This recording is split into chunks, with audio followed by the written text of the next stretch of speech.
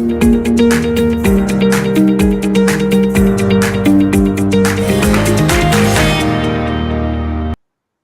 here we are. Hey, everybody. Welcome to the Energy Realities podcast. I'm David Blackmon, fresh off a 2-week trip to Europe. I'm happy to be back and see everybody this morning. And with me are Tammy Nemeth, Dr. Tammy Nemeth of the Nemeth Report.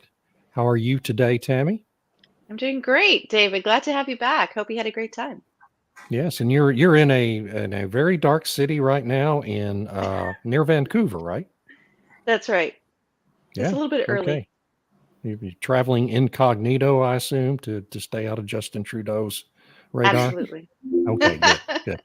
Irina Slav in Bulgaria. No, you're in Romania today, correct? Yep. Yep, Yes. visiting the in-laws, as we all have to do from time to time. And Yeah. I'm sure it's very enjoyable. Yeah, we do it with pleasure. Yes, and I feel the same. In case my in-laws are watching, I feel the same way. No, they're great folks. And Stu Turley, the president, CEO, and head honcho at the Sandstone Group, who puts all of this together every week. How are you, man? Oh, it's a beautiful day in the neighborhood. Well, We're good. going to have a lot of fun. This is an action-packed show. It is an action-packed show, and if I'll ever get it started here. Okay, intro's out of the way. Our topic today is how climate policy is impacting energy. And that is a really wide-ranging topic of conversation that we talk about a lot. But this week we're focusing on it, and I will start with Tammy to give us our first comment on the subject. I'm putting it all my on gosh. you, Tammy. You're putting it on me. Okay. So, I mean, of course, climate policies have an impact on energy, as we all know these days. And I think carbon, at least in Canada, carbon tax is the big one.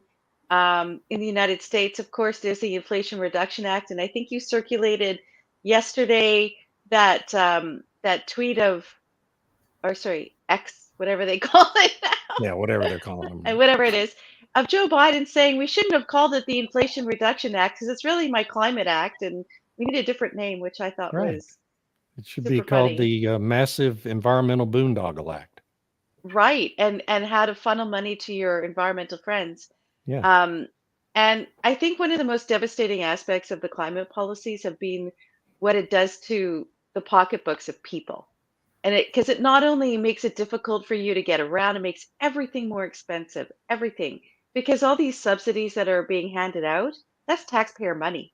It's not, suddenly the government has a money tree, although I suppose you could say the Federal Reserve or the central banks are kind of a money tree, but ultimately it's the taxpayers who have to pay for it. And then it makes everything more expensive, and the inflation goes up, and when he said Inflation Reduction Act and it's all full of subsidies, I'm like, wow, it's like the reverse.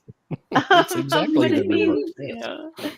Absolutely. And here in Canada, there's a lot of anger and frustration about the cost of living. Everything here is more expensive. The UK, everything is more expensive. From when we first moved in the UK, our electricity prices have now more than doubled since we first moved there. So and they keep saying wind and solar are cheaper. Well, not really. If you're paying double, it's not cheaper. Yeah. So all these climate policies, their impact on energy makes it more unreliable, makes everything more expensive. And what the heck is it for? There was that recent study that said that all of these different policies haven't really reduced emissions. They used AI to go through all the different data and whatnot. But the only thing that actually worked was making everything really more expensive so people couldn't use it. So if that's your solution to the climate issue, whatever, is to make everything so unaffordable that you can't use energy and therefore you don't emit, how is that beneficial for humanity and civilization? And Irina, isn't that really the very essence of the entire energy transition project? To the bottom line is to make everything more costly so people will use less of it. I do believe some people aim for that. Yeah. The growthers, but I still think most of it is inadvertent, unintentional, because they're very incompetent and really stupid. I know we disagree on this, and that's perfectly fine. I just don't want to overestimate them. I see they are stupid. Like, for example, the European Internal Markets Commissioner is expected to say in a speech, to berate, as the FT puts it, car makers for failing to push more EVs onto people. How do you do this?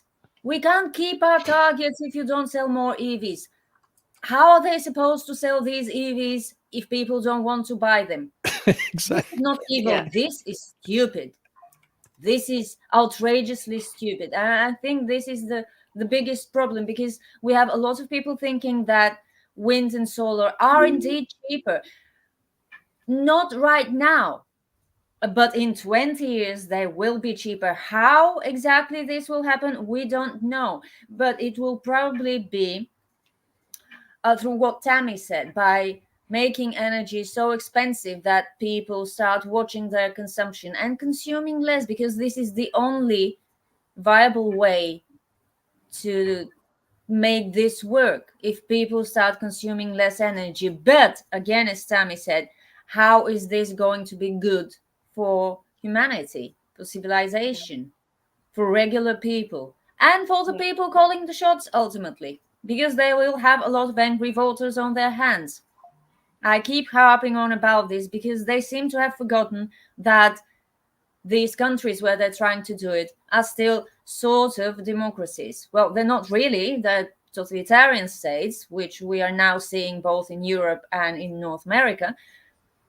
But people can still change things, even by force, if they have enough. And this is what climate policies are doing. Because remember, what started this conversation about climate policies and their effect on energy consumption and energy everything was a report that, surprisingly, shockingly, found out that the only way climate policies work is through subsidies combined with mandates.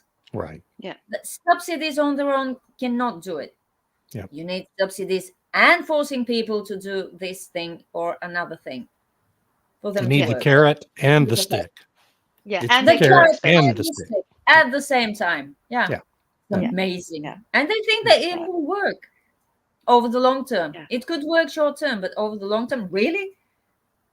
And that's why I think Yeah. that's stupid. Yeah. Thank you.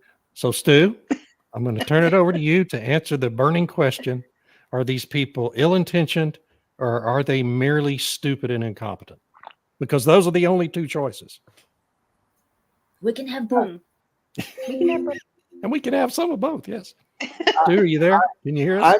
Yes, I'm trying to answer this without getting us thrown off the air, because I truly believe that it is a underlying financial wealth transfer is all this is. And I believe that it is actually designed to keep the middle class poorer, the poor getting poorer, and the rich are getting richer. And it is 100% a scam. Well, that certainly is. I mean, I think it's undeniable, regardless of what the motivations are, that the net effect of the policies is certainly this wealth transfer from the poor to the rich. There's no question about it. The higher energy costs are a regressive form of taxation that hit the poorest the hardest. Yep. And the people benefiting from all the subsidies are incredibly wealthy individuals, many of them already billionaires, who just keep sucking more and more money off the government. And one of the aspects of this, and both I think Tammy and Irina talked about, that taxpayers ultimately have to pay for all this. But one of the things that makes it even more, and they're right, I think. My day is made, SRB. Thank you. Sorry. Yes, I didn't mean to cut SRB, good. you. Green, Stu. But what makes it even more costly is that the taxpayers who ultimately are going to have to pay for all this are our grandchildren, right? Because this is going to be passed on to future generations. We're actually financing pretty much all of these subsidies by taking on more and more debt in the United States. And I think the same is true in Canada and Europe. Yeah. And so when you're funding all of these subsidies with debt, it makes them twice as costly as they would be if you were actually doing it through the actual budget your government is supposed to be keeping. And we in the United States have completely, I mean, nobody, Republican, Democrat, anybody, Trump, Kamala Harris, nobody talks about the need to control spending in government because our deficit this year alone, this fiscal year alone, is over $2 trillion. We are spending $3 billion a day, $3 billion a day just to pay interest on the national debt in the United States. $1 trillion over the course of a single fiscal year. And that is not sustainable. These subsidies only exacerbate a problem that's not entirely due to them, but is certainly in part due to them.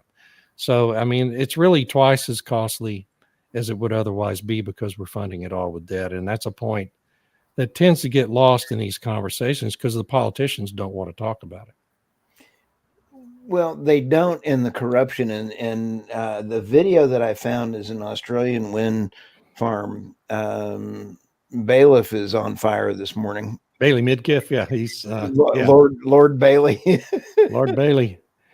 Wealth transfer of energy can be considered a concept within energy systems and economics. Yes, it typically refers to the redistribution of energy resources or benefits from one group to another, like we are seeing. Yes, that's exactly so. And absolutely. And you know, I honestly believe in I have nothing but, in fact, every time Irina and I talk about this and disagree slightly on whether it's bad intentions or mere stupidity, I always find myself stepping back and having to rethink things.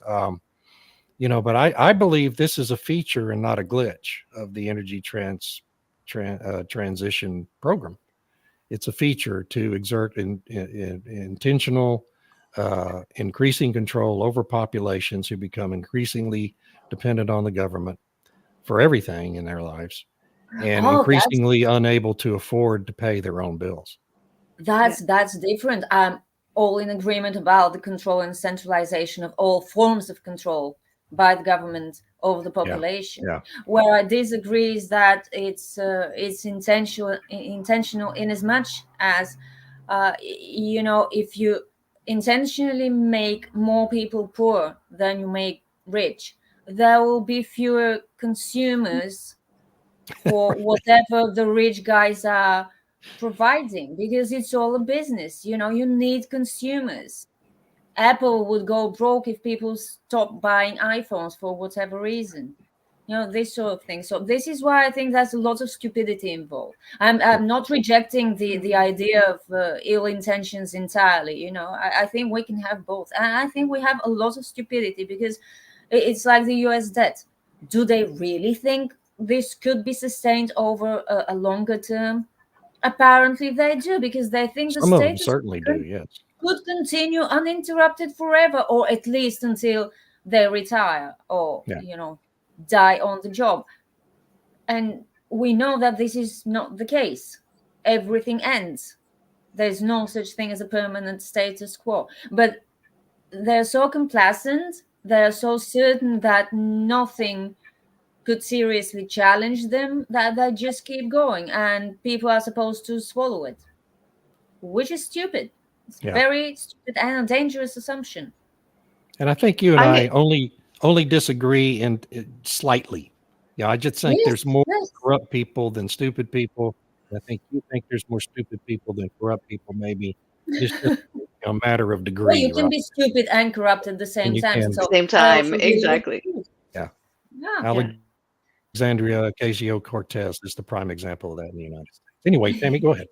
Yeah, I wanted to just I interrupted you add a little bit there. You know, when we talk about, like Irina makes a really good point, all these businesses are buying in, but if you reduce the spending power of people, then they can't buy anything from these businesses. And so it's like, what's in it for those businesses? Are they not thinking long term? That do they understand that with if the people who are pushing the whole climate reorganization of the world and the economy and whatnot, if they get their way, then people won't be buying very much at all. It'll all be shared. There'll be one pool of thing, whatever. And I think maybe one of the things that is difficult to talk about is what are the ideological components of this? Because when you think of how the Soviet Union started, when you think of how the Chinese Communist Party started, they really didn't care about, you know, okay, people aren't going to have stuff, because what was more important is having that power and control. And my concern is that that there's maybe a core group of people who are thinking that way. And when you're partnering with the Communist Party of China for different things, how can some of that ideology not kind of rub off on you?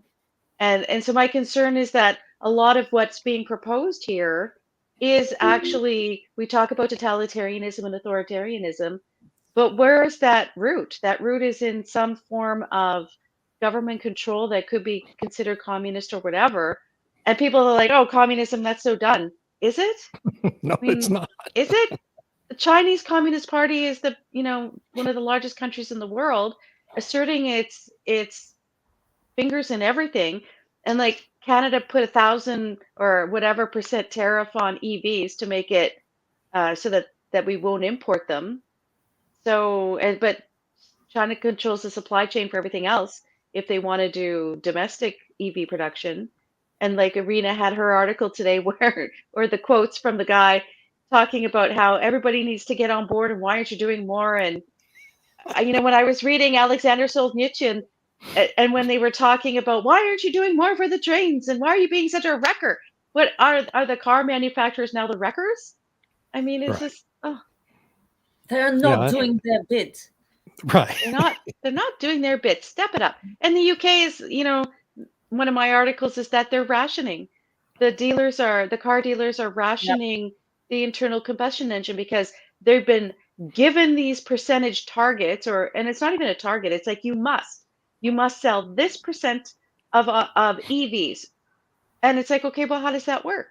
Well, you just don't sell the other ones, and then everything else becomes more expensive. People have to be put on a waiting list, and then it's rationed and apportioned by the dealer. Is it first come, first serve, or do you pay a little more? I mean, how does that work?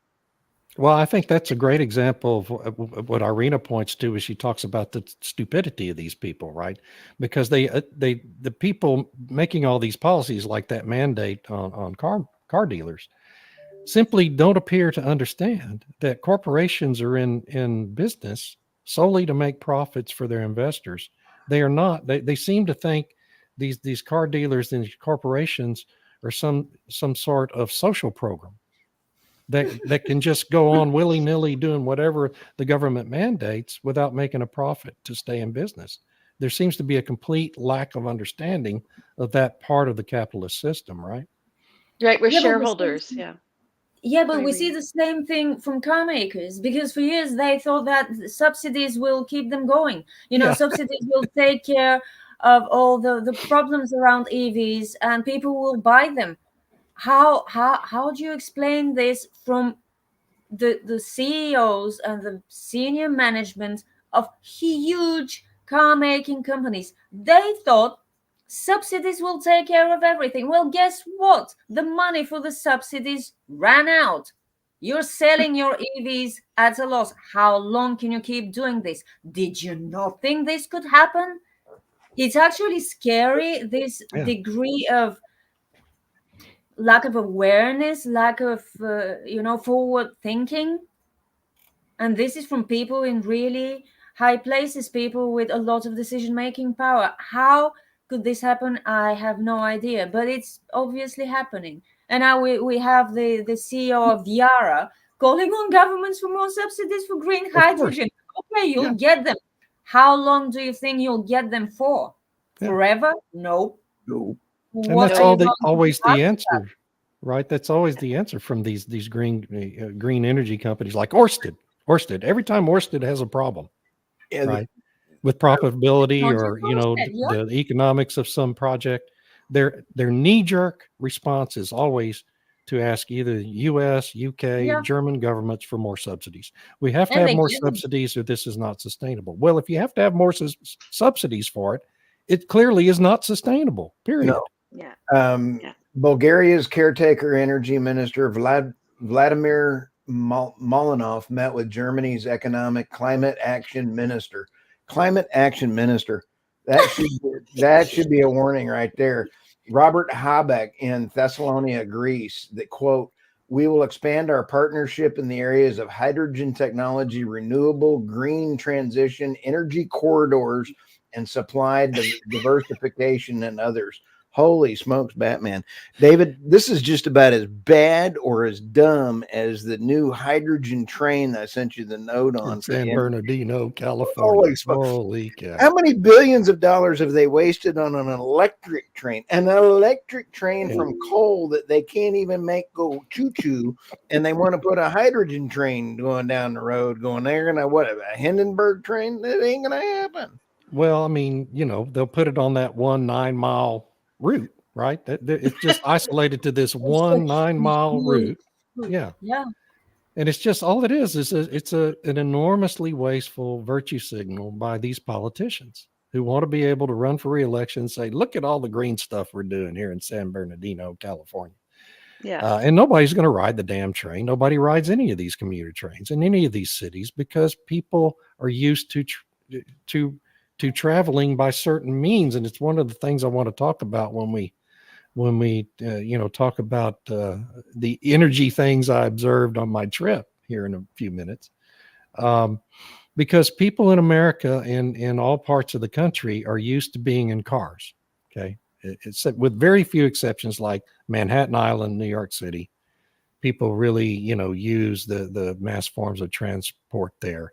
And in a few other big cities in America. But otherwise, everybody wants to get in the car and go to work.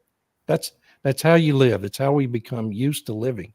And so when a city like Houston puts in this $6 billion, 17 miles of commuter rail that they've got in the city of Houston, nobody rides it because people are not used to traveling in that mode. And there's generations of Americans who have eschewed, discarded that mode of transportation. So in order to make it work, you would have to have a entire transformation of societal attitudes. And you can't do that with mandates and subsidies. You just can't. It doesn't work that way. And you can't do it in 10 years. You need a generation for this to happen. Yes, exactly. Unless you just take the cars away.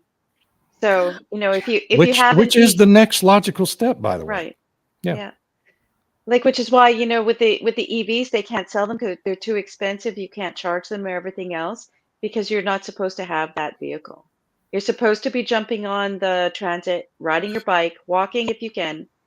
And it just makes it, at some point it'll be unaffordable. You won't be able to have the parts. Yep. Once they reach a certain percentage of EVs. So how long will service stations that sell petrol or diesel still be around? So if you no longer have the service station, you no longer have the refineries producing the fuel, well, then you might have an old car, but you won't be able to have fuel to put in it. So then how do you get around? Well, then you have to use these other forms of transportation that the climate people keep talking about, which is the point of these new 15-minute communities. Right. Like I was just here in Vancouver, there's this new development where they have like this set of mini mall shops and doctors and dentists, and they built up all these high rises and townhouses and stuff around it. And they're pitching it that you don't have to go very far. They won't say 15 minutes, but they say you don't have to go very far. You don't need a car. And it's, you can walk and you can bike and do all these different things, and everything's in this little community. And if you have to go a little bit farther into downtown or something, then you hop on the train or whatever. So you can see the planning stages already kind of taking place. A lot of the new housing developments, there's no place for parking a vehicle, even an EV. So this is the trajectory. This is the sort of how they're planning these new communities in the larger centers. At least what I've seen in the UK and Canada. So yeah, I mean, that's this where we're kind of heading. How are people going to afford these? How are they going to afford flats or houses in these new developments? I mean, from what I've been reading about Canada, people are getting poorer by the day. People can't afford houses. How do the planners think people are going to afford these communities? Or they're not thinking about it? That's a really great point. The federal government in Canada was giving a lot of money to different developers and whatnot in order to build these green buildings and in these more highly densely packed in communities.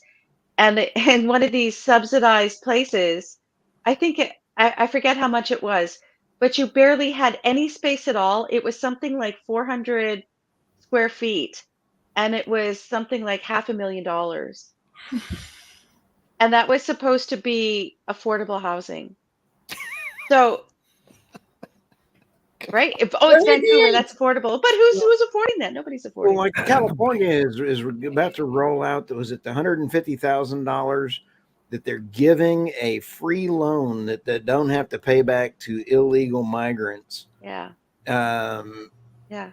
yeah, It's a loan they don't have to pay back. yeah, What is that otherwise known So as? it's a gift. Is that a Yeah. gift? um, yeah.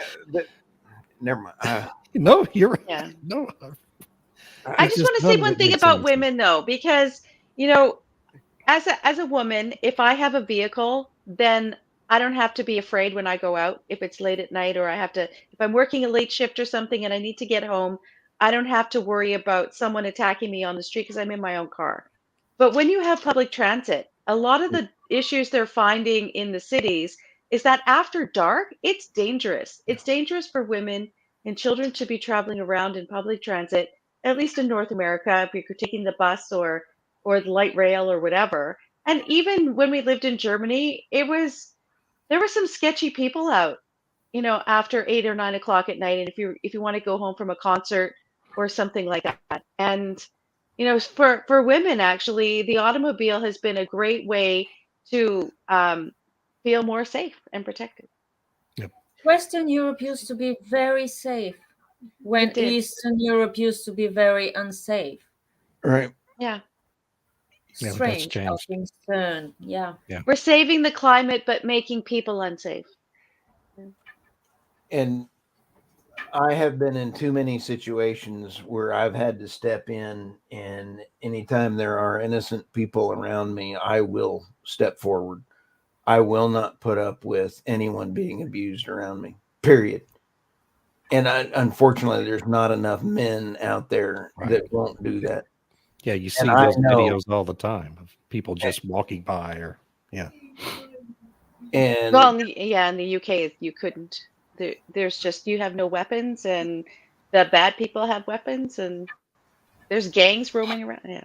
Anyway. And we just ran a story that the Venezuelans were in Aurora, and I got really tickled over the fact that the Hell's Angels were going to show up and deliver them, and that was just a joke.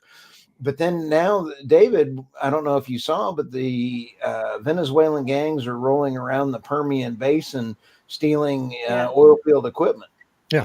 It's And what's the going to government get doing about it? worse. Yeah. What are they People going need to to do with understand. it? Right. And It, so many Americans are so dumb. We sit here and think, well, the local police will take care of that. Increasingly, that's not the case. my interview with That's not the case. my interview with Michael Yon, who is a war correspondent, was over 2 hours, and it has frightened me what's coming around the corner. And it is all intentional, and it's all related to the climate change. They're all interrelated. But let me, David, if you don't mind, let me tee this one articulate lady up. She's in a van and she's being interviewed. She is an Australian.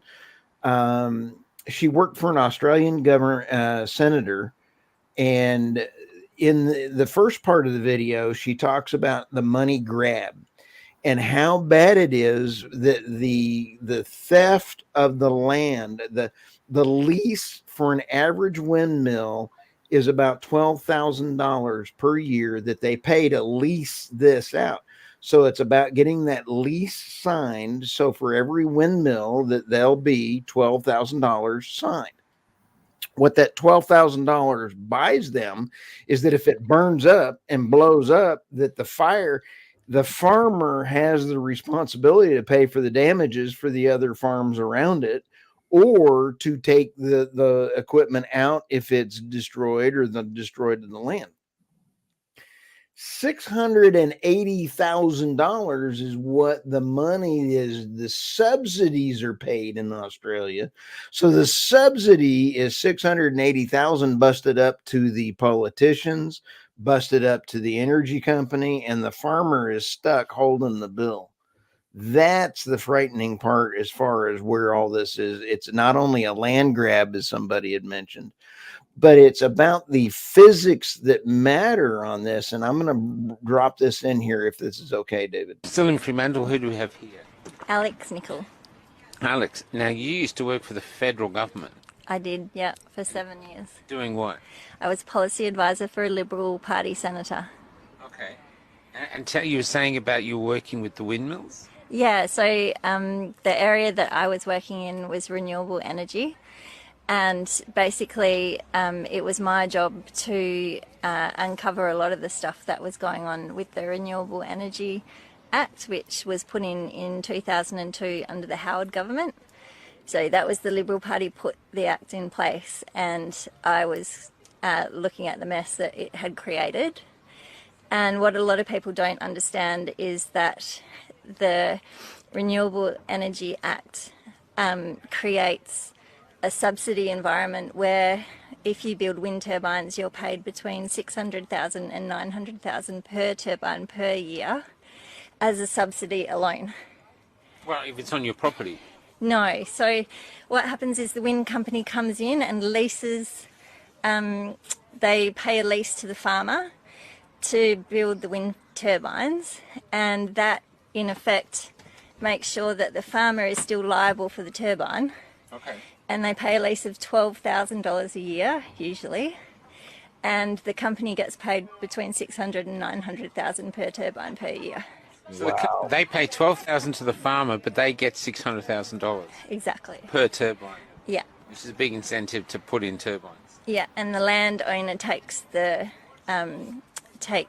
liability for the It gets turbine. worse, So guys. he gets $12,000 a year, but if anything happens to it, he's got to fix it, or she's got to fix it. Yeah, when they catch on fire, Yeah. they're responsible for their neighbours' properties going up in smoke. When That kind of When, not if. yeah. Wow. And effectively that money, the subsidy that's getting paid to the wind farms, is reaming $40 billion a year out of the Australian economy. And it's paid by everyone, every pensioner, householder, schools, hospitals, everyone. It's not just out of your tax, it comes out of your power bill. Is this why power bills are going up? Yeah. That's why So power our bills. power bills are going up to pay for wind turbines that don't work. Exactly. And why don't they work? So they don't work because, for a start, they draw power off the grid. So they have to have coal-fired power in order to turn. They're not windmills, they're turbines. And essentially, Sorry, what do you mean? The power to turn. So when we see them turning, that's not the wind, that's the power generator turning.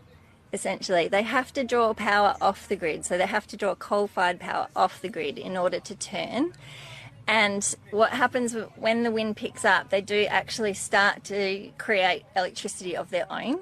But that electricity is so intermittent and unreliable, when it gets back to the grid, it has to be balanced on the grid, which you can't do.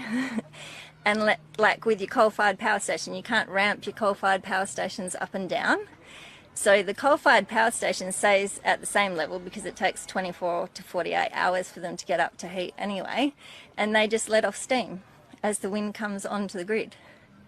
So there's absolutely nothing about them that works apart from reaming that amount of money out of the Australian economy, and it's going offshore. That money's going offshore. Yeah.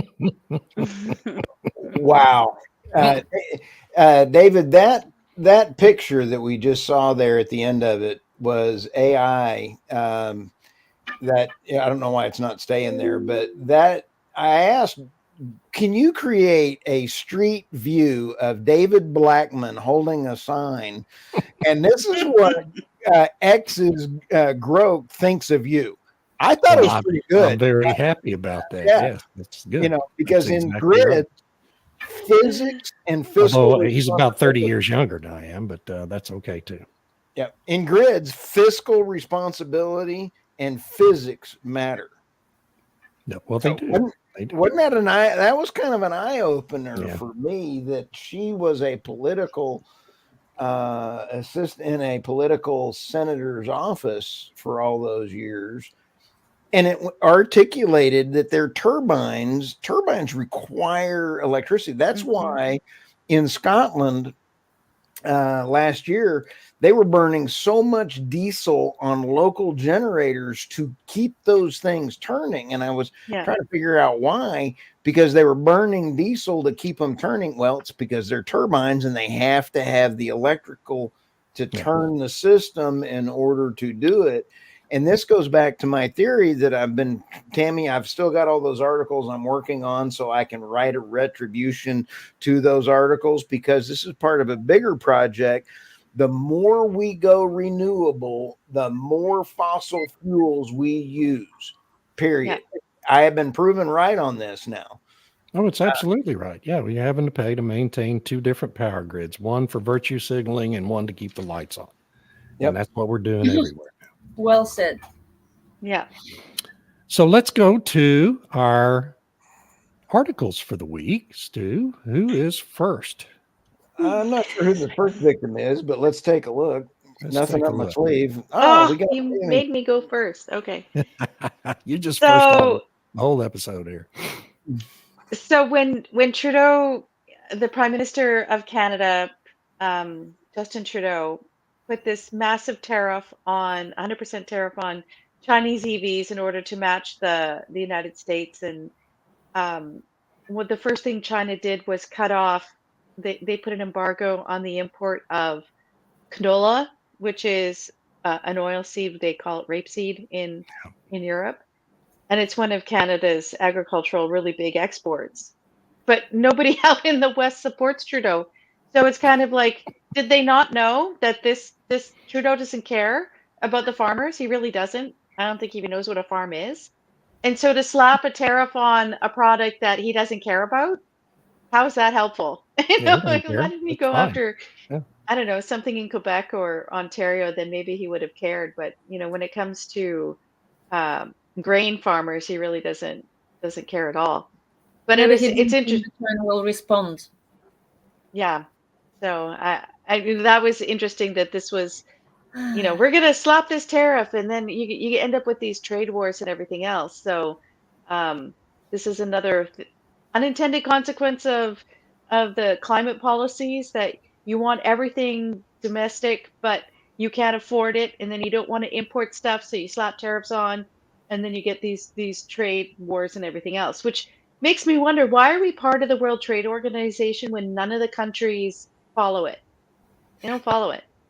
So why don't they just dissolve it, because it's not working? Yeah. Okay, so that was that story. Is there And another one? next, is there another one, Stu? Here we are. Right. So then Jack Mintz in the Financial Post talked about this study that was kind of the motivation for inspiration for this subject today, and he talked about how all these subsidies don't really do anything, and it just makes everything more expensive. And what did work is having these carbon taxes along with mandates, which basically, as we talked earlier, just makes everything unaffordable. So then people don't use energy, and that lowers emissions. So how that's helpful, I don't know. And then the last one is this great story where I mentioned earlier that with these mandates that the dealers have to sell so many EVs, they're rationing petrol cars. So if you want to buy a diesel or petrol gas car in the UK, and that dealership has made its quota already, they'll maybe put you on a list, or they'll say, we can sell this to you in February once the new um, quota comes around, but we can't sell you anything more this year. So I don't know what the price of used cars are, but I imagine they're going through the roof as well. They're sure. going up. Yeah. Yeah. So Yeah. unintended doubt. consequence or not, I don't know. Stupidity, intention, Absolutely. combination. I agree with her. I think it's a All of the combination. above. Irina. Car industry pours cold water on von der Leyen. I can't lead even market. remember what that story was about. It's probably about EVs Looks like again, really. So finally, the car industry is speaking truth to power. Imagine that. Imagine how bad it must have become for the car industry to actually respond to EU plans about its future. And I see this as good news. I honestly don't remember the details of this story, but it's good to me that they're starting to speak out. They're starting to say that what you're planning for us is not going to work, whether it's raw materials, setting up supply chains from scratch, whether it's EV mandates. It's just not working, and they're finally finding the courage to speak up. This is just a beautiful story in the Financial Times, in the publication formerly known as the Financial Times, but I'm going to call it the Guardian 2.0 because they're really, they're knocking it out of the park. Anyway, Yeah. so some study revealed that universities who receive funding from oil companies are not bashing oil companies. They're actually being more favorable in their representation of the energy industry. And obviously, this cannot be allowed to continue because universities that do not receive funding from oil companies are more critical to oil companies. I wonder where they receive funding from, these places that do not take money of the oil industry. And it's Yeah. really so unbiased, it is really so impartial, it is really so objective, and I'm out of synonyms. This study. But yeah, it's very bad to take the money of the oil industry because it will make you less critical to that industry, because taking money from other industries will not make you less critical to those other industries. I'm not defending the oil industry here. When corporations from any industry fund universities, they probably don't do it uncritically and completely altruistically.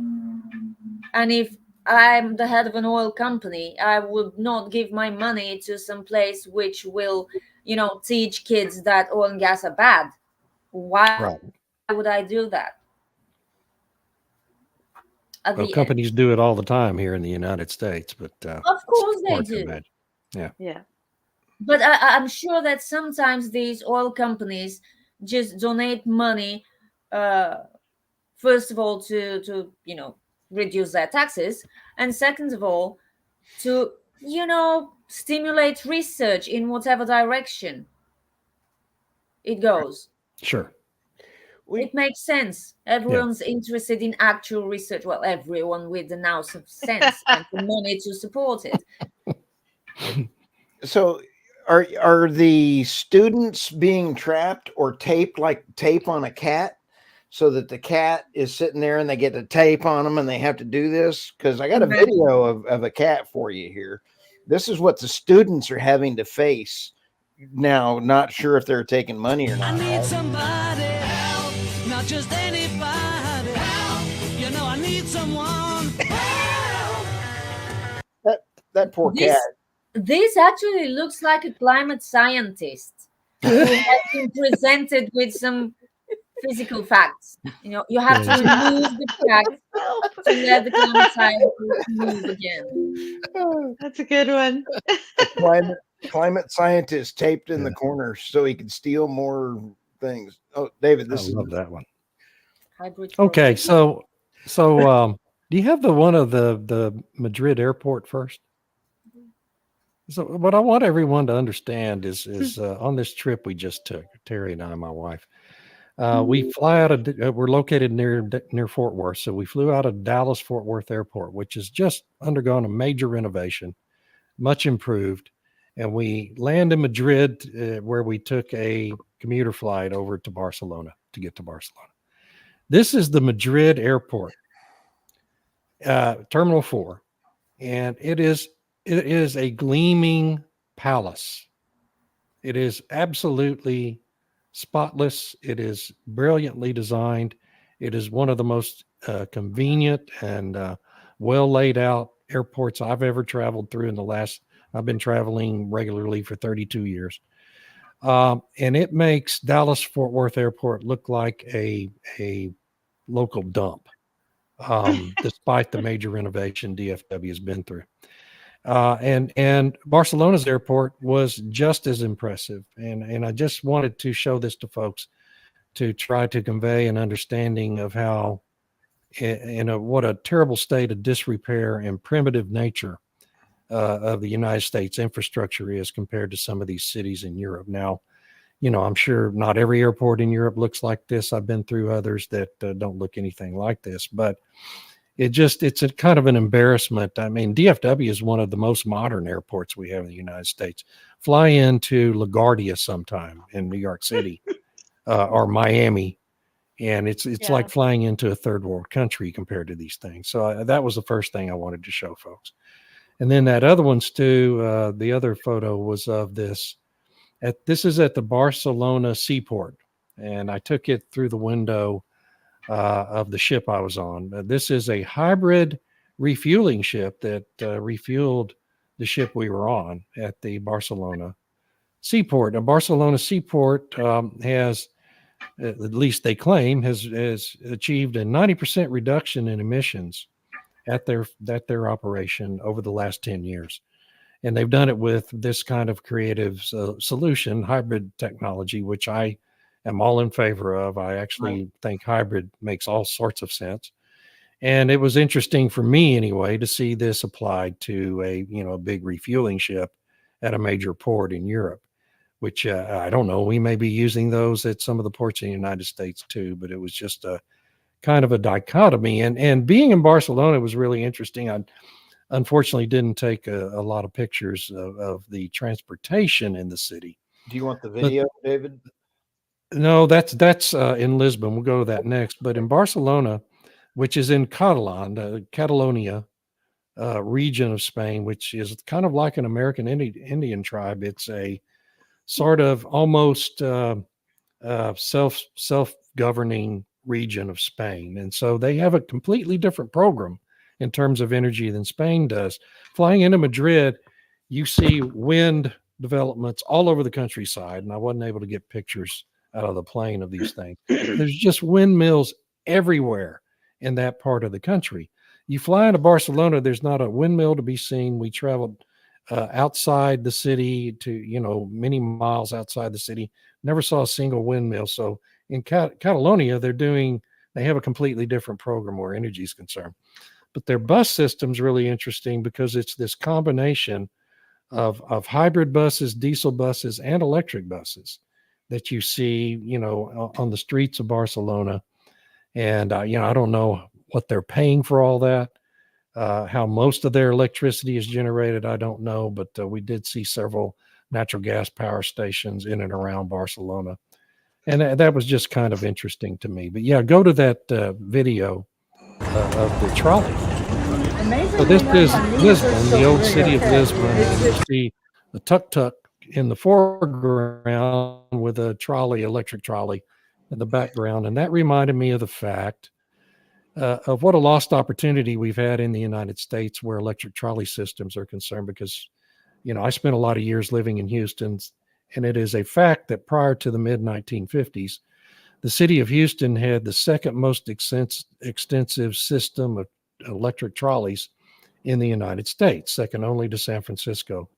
The city council, I think it was 1954, voted to just get rid of all those electric trolleys that people they were full of riders. People used them all the time to go all parts of the city. And instead bought a bunch of diesel powered buses, and all those trolley lines got torn up and have disappeared forever. So now when the city of Houston in modern times wants to build light rail, they don't have the infrastructure in place, and it costs billions and billions of dollars to put in 17 miles of light rail that nobody rides. Because why? Because starting with the baby boomer generation, nobody rode trains to work. And so everyone in Houston for generations now has been used to getting in their car and going back and forth to work. Whereas in Lisbon, you still have the old trolley system. It's fine. It runs well. It gets people around. You see those trolleys. They're full of people all the time.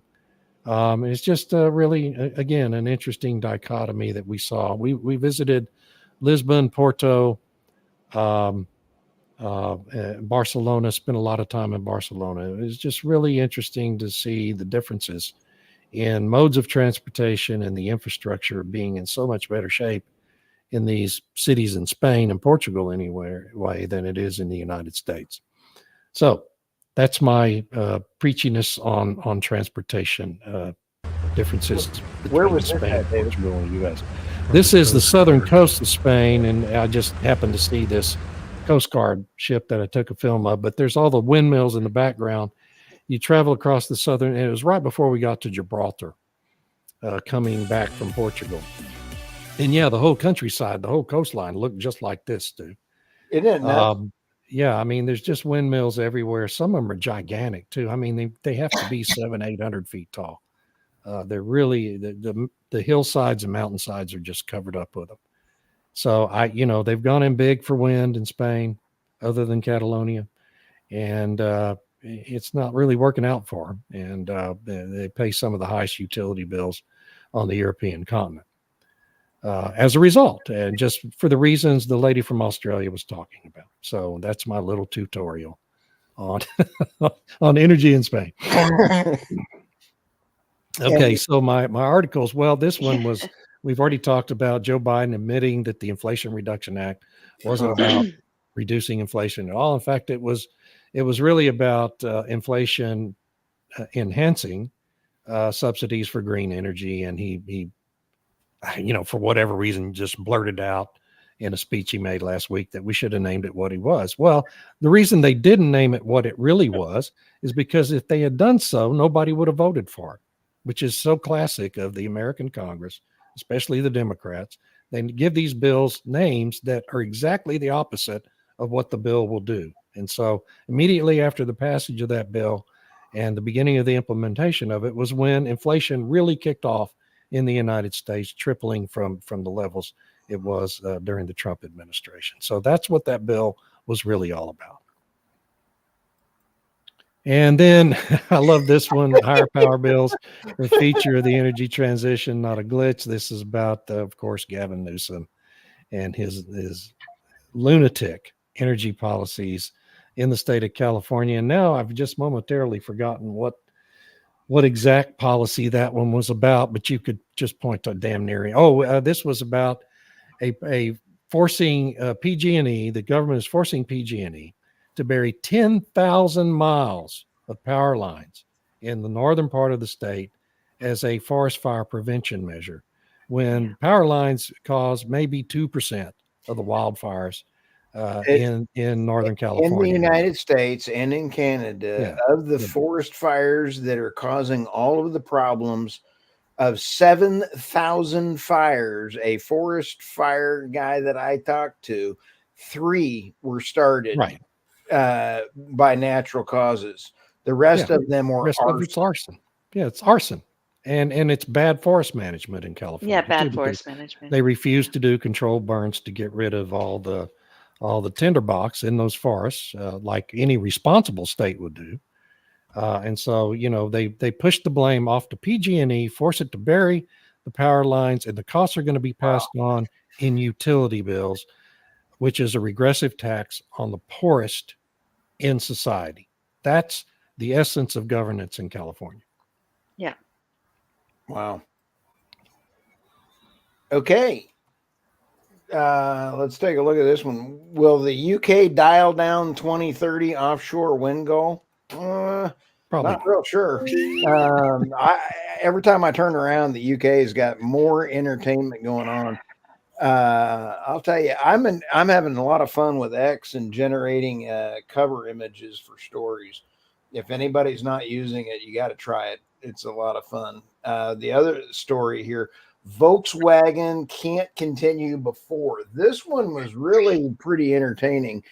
The pie is getting smaller and we have much more guests at the table, said the top executive at the group, car owners and Chuck, such as Audi, Bentley, Lamborghini. The EU has become the largest overseas market for Chinese electric vehicles. The value of EU imports Chinese cars surged to 11.5 billion in 2023, just from 1.6 billion in 2020.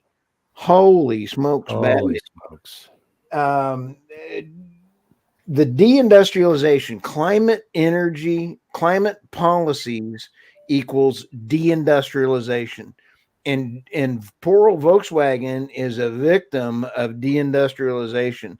They're not able to even compete anymore. And what country is the beneficiary of the deindustrialization of the West? China. Thank you. Yes. I'll Yeah. take China for $2. And then when you take a Did look you at say the poor Volkswagen? Please. the other one here, UK car face gargantuan fines for not selling enough EVs. Yeah. I thought of that, Tammy. I cannot believe this. Okay, sell the EVs. Don't sell the EVs.